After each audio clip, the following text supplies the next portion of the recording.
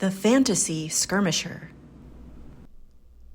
Hey everyone, welcome back to the Fantasy Skirmisher, and this is part 2 of 7 TV Fantasies Cinematic Skirmishing in Fantasy Worlds, and the screenplay that I created called Blight of the Necromancer. Where we left off in the last video, the Necromancer captured my promising apprentice, but that is wrong, because he already has a prisoner and he cannot have 2 captives, so I'm going to need to fix that before we resume the game. I'm finding that the Necromancer having a prisoner is very limiting because he cannot do shoot attacks such as Screaming Skull, and he can't do fight attacks. He can do presence attacks and he can do spells, so I think that's what he's going to do for his second action. So we're going to turn to Scrolls of the Dead, where he knows Soul Drain. So if he makes the spell, which is Spirit 11, he could choose an enemy model within 6 inches of the spellcaster, and that model must make an opposed spirit test against the spellcaster. If unsuccessful, it suffers -1 health, and if the model would be removed from play, then it received the dominated status instead. A dominated status means that that model will fight for the other side until the end of the turn. So he's going to attempt to cast that spell against the Promising Apprentice. And the Necromancer is a magic user 3, which means gets 3d6 to add to his magic pool. And you could use 1 to 3 dice from that pool to be able to attempt the spell. Since it is 11 and the Vile Necromancer has a spirit of 5, I'm going to use all 3 dice to try to achieve that. So I roll the dice, add the spirit to try to make the target number. And I rolled 2 1s and a 2, so the spell failed. And also interesting, if you roll a 1, then there is a backlash. Even if the spell goes off, you can still face a backlash. So you roll a d6 and determine what type of backlash it is. So it could be poisoned, stunned, immobilized, on fire, weakened, or distracted. So this is an interesting development. Let's roll the die and see what the backlash is. Rolled a 3, and 3 is immobilized. So I just want to double check something here, because the Necromancer is an undead Necromancer. The model can never recover health by any means. It can never be stunned, poisoned, or captured. But it can be immobilized, which it is, and that frees the prisoner. Because if the Necromancer has a status, the prisoner escapes. Immobilized means that the Necromancer cannot activate until this status is removed. And it cannot be removed if other statuses are also in place, and counts as removed from a player being axed. Now that we got the last turn and the last episode fixed, let's go ahead and start with the hero phase and advance the trilogy deck, starting with Act 2 here, hitting the mark. This turn, whenever a friendly model makes a successful shoot or presence attack without adding extra dice, you gain a plot point. All right, speaking of plot points, we're ready to move into the action phase. And the heroic team earns 6 plot points plus the 2 they already had. And I think I'm going to go ahead and start with Red Sonja. Oh, almost forgot. The prisoner, according to the chapter that is scenario rules, moves 1 inch during the trilogy phase, which this is. So she's going to move 1 inch away towards the closest friendly player, which is Red Sonja. Red Sonja activates and is going to attack the skeleton. And she's also going to apply a free action special effect called Born on a Battlefield.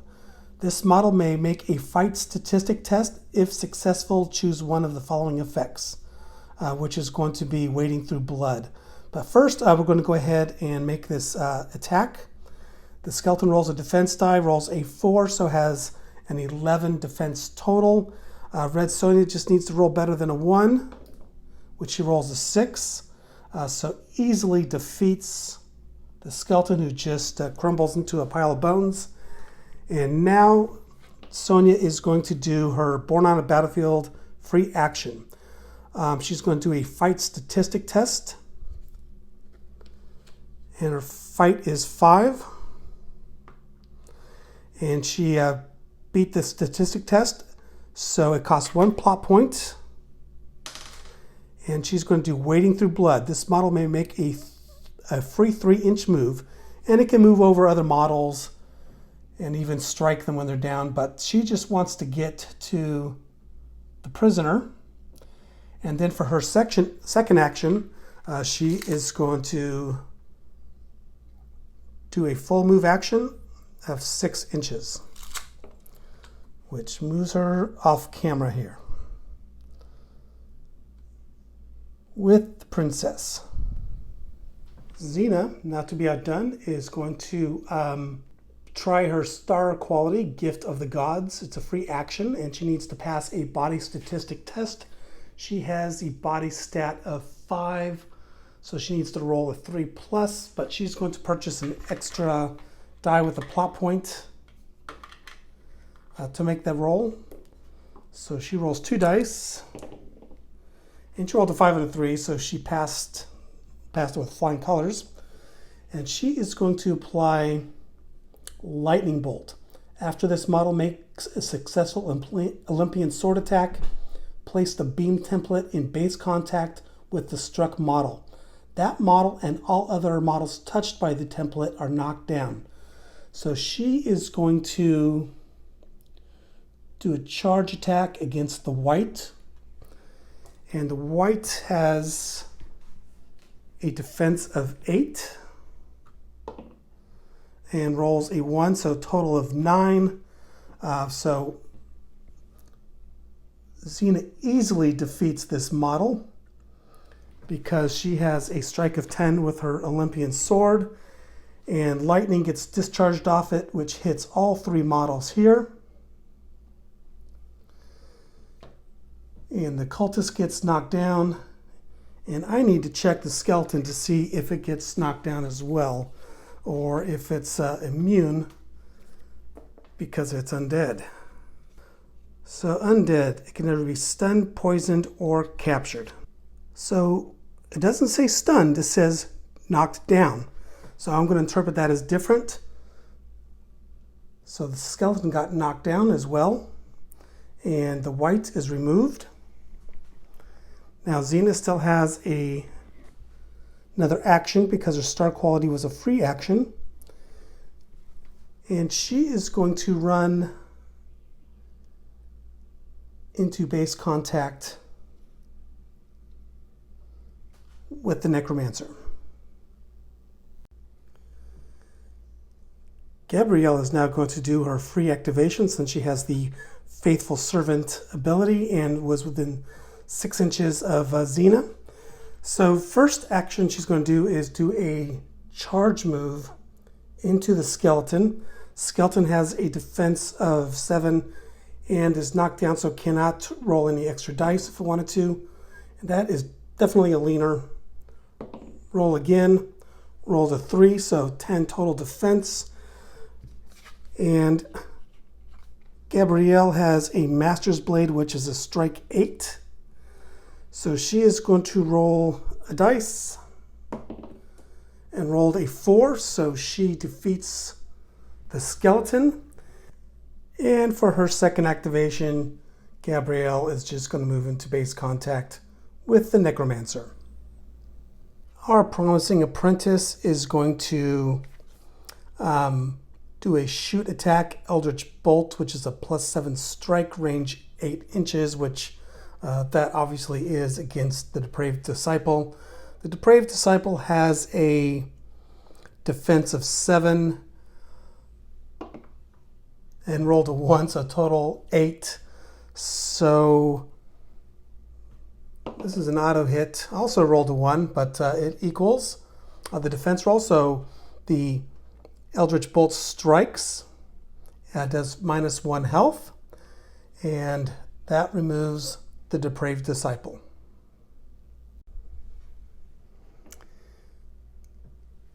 There is a second action. I think she's just going to move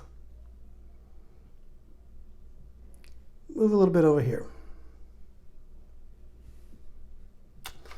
And finally, we have our Warhound. The Warhound is going to do a double move.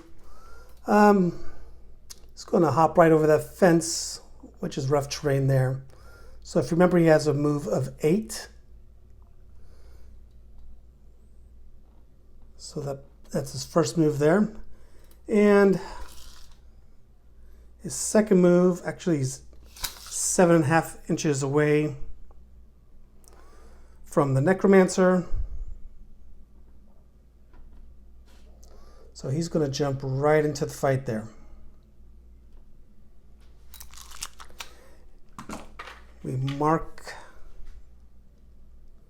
We spend that plot point, and that is turn. Speaking of turn, things have certainly turned for the worse for the villainous cast, and it's going to get even worse because I'm going to steal the scene. Stealing the scene is a way to wrest control of the initiative. You only get half the plot points, and you can only do it once per game. So that is what the hero cast is going to do. So that way, Red Sonja could get far and away from the vile necromancer there, who's a bit tied up. And also, we only have the skeleton champion left. So obviously, the necromancer's goals is to raise skeletons, to put up a last stand, try to salvage the situation. But I just don't think that's going to happen. So we advance the trilogy deck, and the new card is Dungeon Restock. Choose a friendly extra that has been removed from play and return it to the playing area within 6 inches of your highest rated models. If no friendly extras have been removed, draw an artifact card. Cool. All right, I drew an artifact card, and it is a Ritual Sensor. You can play it on a model's activation, costs 1 plot point, and you center the Blast 5 template on the activating model. Friendly models touched by the template get +1 to all statistic tests until your cast is next on screen. All right, cool. All right, so let's go ahead and do the easy one first. Activate Red Sonja.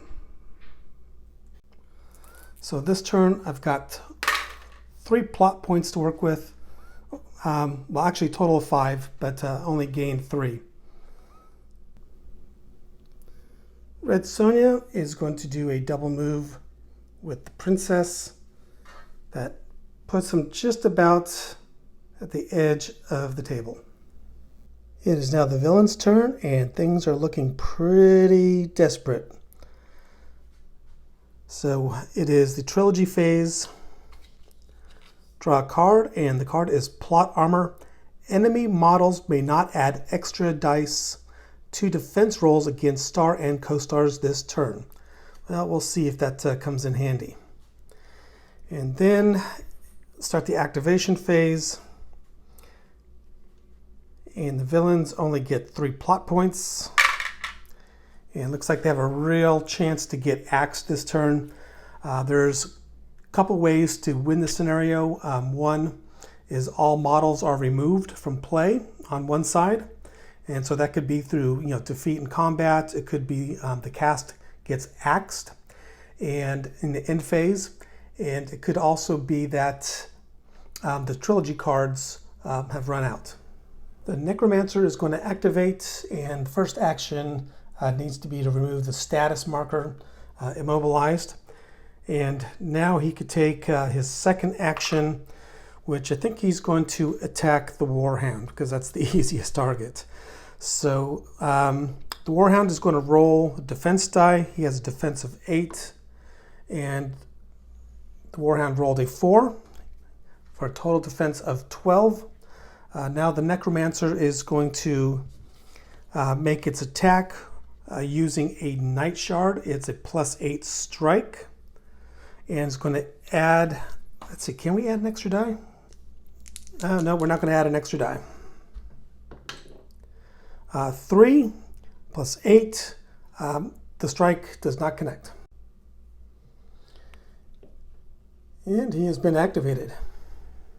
Now I think we need to get this skeleton champion into the fight. And it is 6 inches, so he could do a charge, which is a free fight. The skeleton is going to use the battle axe to attack. It's an 8 plus strike. Gabriel has a defense of 9, rolls a defense die, and rolled a 6. So I think that's going to be dang near impossible. The skeleton champion is just going to roll 1 die. And rolled a 4, so does not connect. And he has 1 action left. Let's see if we could do anything with it. He cannot fight again. Cannot use the short bow. Nope. That's it. That's all we could do. It is now the end phase, and the Vile Necromancer is going to use its star quality, No Room in Hell. I've got 2 plot points left, which I'm going to spend, and I'm saving for this. And it's activated in the end phase. You roll a d6 for each undead model, which has been removed from play, of which there's 4. And on a 5 plus, it's returned to play with 1 health and within 3 inches of the necromancer. All right, so I'm going to roll 4 dice. Rolled 2 4s, a 3, and a 5. So 1 model comes back to play. And of course, I am going to choose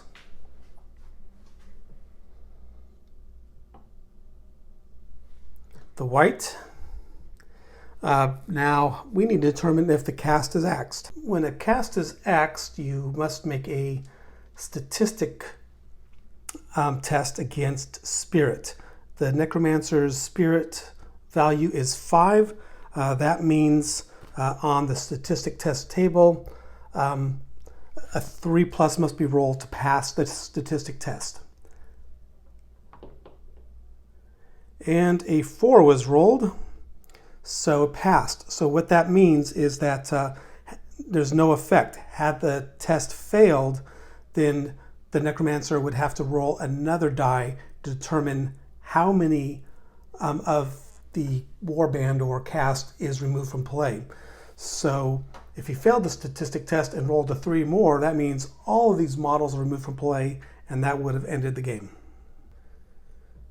It is now the trilogy phase for the heroes, and I am going to not choose 1 trilogy card, but 2 trilogy cards.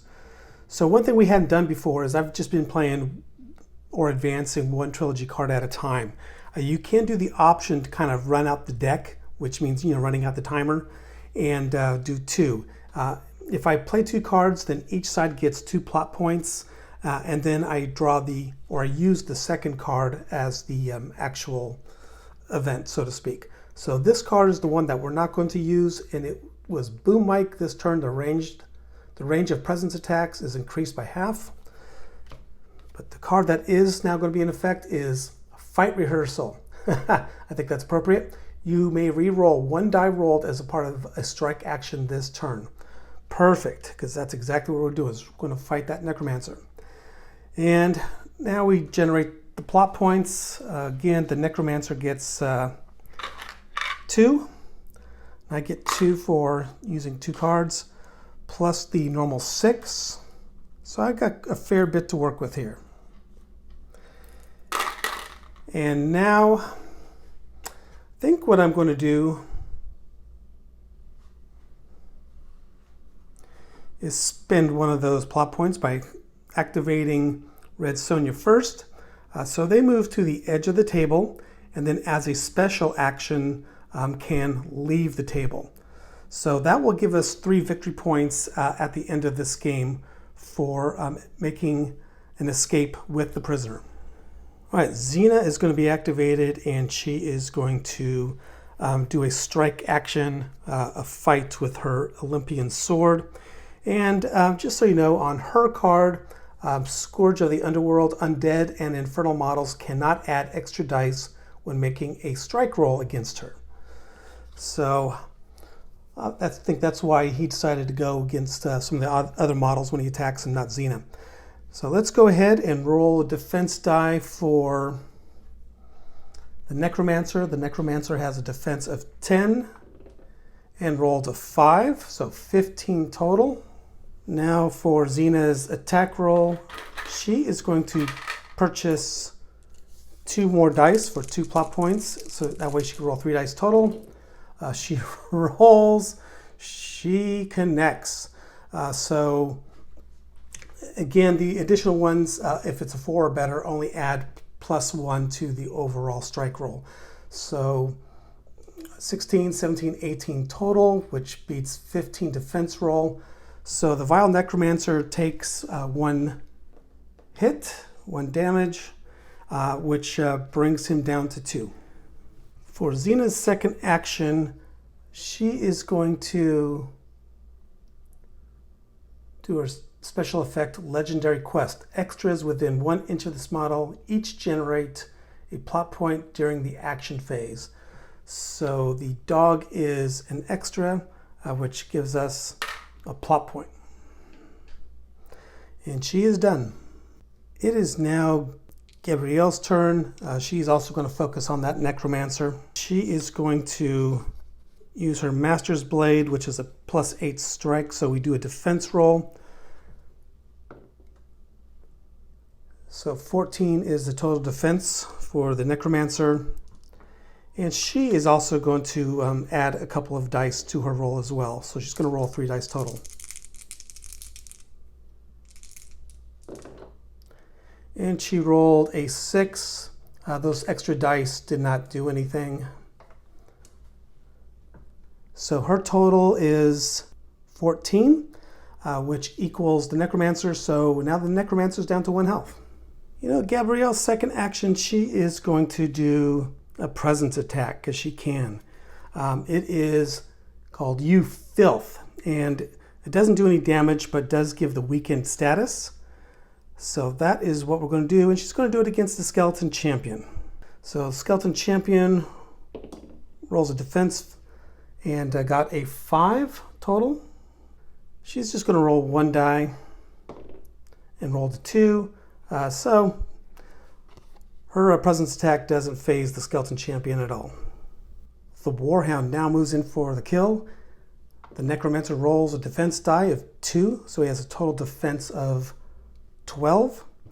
The dog's bite and rend is a +8 attack. So in addition to the additional die, we are also going to purchase 2 more dice. The dice are rolled and rolled a 6, 4, and a 1. So the attack is 15 total, 8 + 6 + 1. And that is the 3rd wound that the Necromancer took. But he has a special ability called Death's Door. When this model is reduced to 0 health, it is not removed from play until the end of your next turn. So he still has 1 more turn. Finally, we have our Promising Apprentice. And for her first action, she is going to move 6 inches.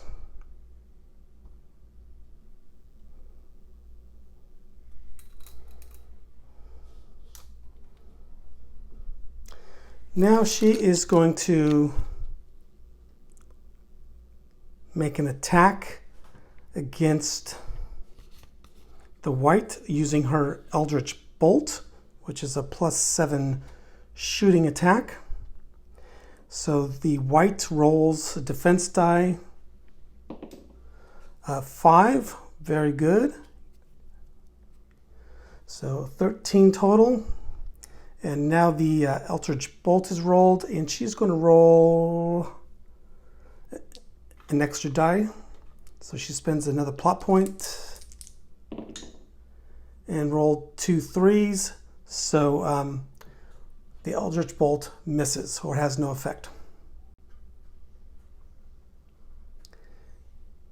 And that is everyone.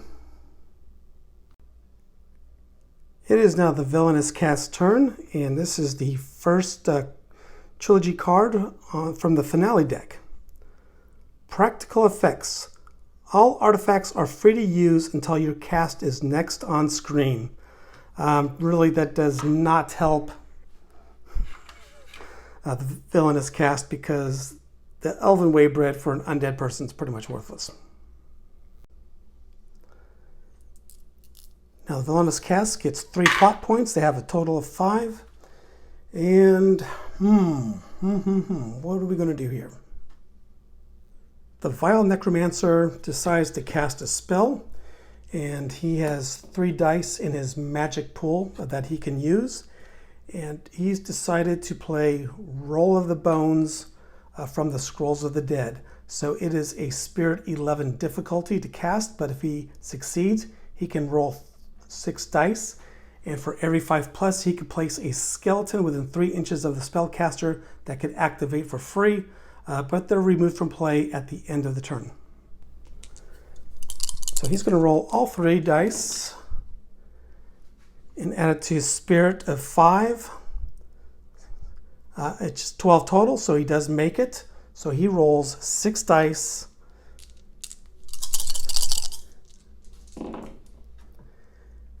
And gets 3 skeletons placed on the map till the end of the turn. And those sneaky bastards come up from the ground right behind the heroes. Now for his second action, he's going to do a fight attack against Gabrielle. Her defense is 9, which I think I am going to... I think I'm going to buy for a plot point, which only have 1 left, an extra die. So she rolls her defense dice, rolls a 5 and a 4. And so her total defense is 15 total. So he needs to beat 15. Rolls his Night Shard weapon. It is a +8 attack. I rolled a 4, 8, 9, 10, 11, 12, and so it misses. The necromancer has activated. And I need to remove these plot points from the heroes.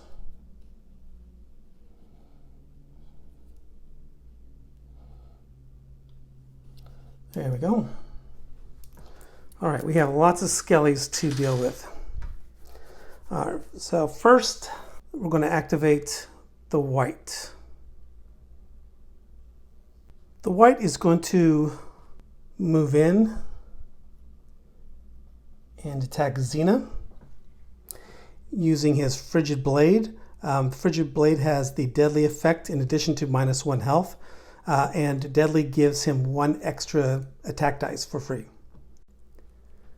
Xena has a defense of 10, rolls initial die, so it has 13 total. And now for the necromancer, who's actually going to spend a plot point to roll yet another die. And only gets a 4 out of it. So he just misses Xena with the 13 defense.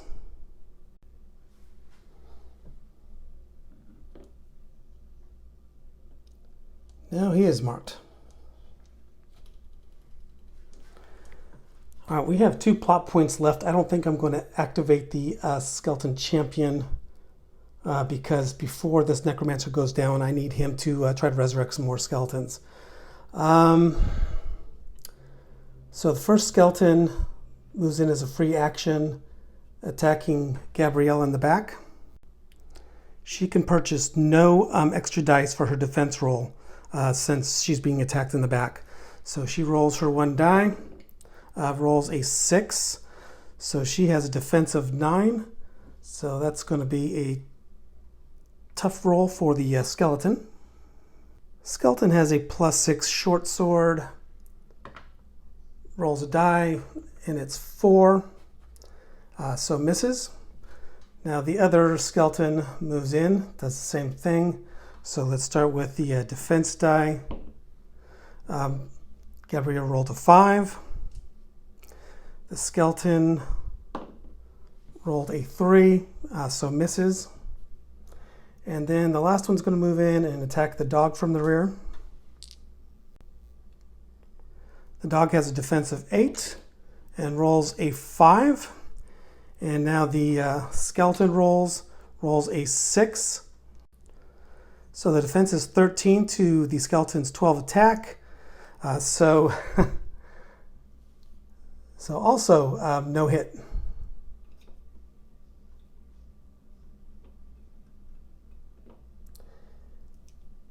And that is the end of it. So end phase, these skeletons go away. And the necromancer, before he goes away as well, is going to try to do his star quality before he goes down and cast No Room in Hell again. There's 2 plot points left, so he spends both. So roll 1d6 for each undead model that has been removed from play. On a 5+, it's returned. So 1, 2, 3, 4. So it's 3 total. And 1 is returned to play within 3 inches. So another one pops up here. But the necromancer is doomed. Now the white, I think, is actually in play until the very end of the end phase. So I think that gives him a chance to make a test to see if more cast members get removed for being axed.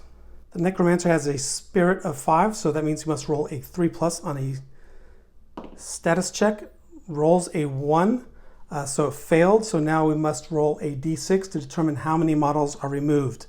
So on a 3+, game is over. 4. So all models have been removed and the game is over. So now we're going to tabulate the victory points, and then I'm going to give you my final thoughts on this game. The heroes got a total of 9 victory points. 2 for having no enemy models in play. 1 for the objective token they held, +3 for each star co-star removed, and that is using their starting health as the victory points. Then +3 for escaping with the prisoner for a total of 9. The villainous cast, they only got 2 victory points for holding 2 objective tokens, so the differential is 7, resulting in a crushing victory. So you could see here in the chart, here we go. Here's the victory point difference. And we got crushing victory. So huzzah for Xena, Red Sonja, and Gabrielle. I'm going to hold off doing a formal review of this game, which I'll do in another video. I want to spend some more time with this game, play it some more, not only solitaire, but also with friends, so that way I could play it as this game is intended, and that is, face to face. But my initial impression here, playing this for the first time and learning the game with you, is very positive. I had a lot of fun. It's just dripping with theme, and you could kind of recreate any cinematic moment that you want, whether it's from a book, from a TV show, or from a movie. And of course, that is the intent of the game design, right? So, this deck right here are heroic co-stars. So for example, you've got a weathered ranger, like Aragon, a tragic hero, such as Elric, and he has, soul stealer and melancholy moments. And so, this card is clearly inspired by Elric. A monster hunter. So here you've got the Witcher. And for the villains, here's a Gorgon.